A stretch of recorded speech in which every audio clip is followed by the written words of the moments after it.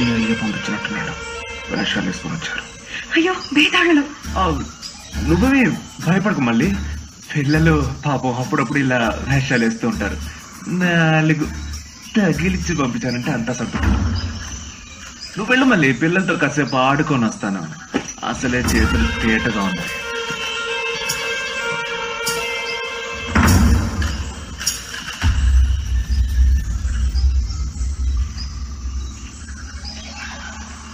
ఎందుకయ్యా ఎందుకు? ఇప్పుడు నేను తను ప్రేమికులు అయిపోయామని తెలుసు కదా, ఇంకెందుకు వేషం వేసుకొని వచ్చి నా ప్రాణం తీస్తున్నారు?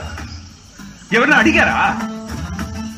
పోడే, పోయి సాయంత్రం రండి, మీ కూల్ నేను మాట్లాడిపిస్తానులే. వచ్చేసాడు ఒక్కొక్కడు ఊపుకుంటూ.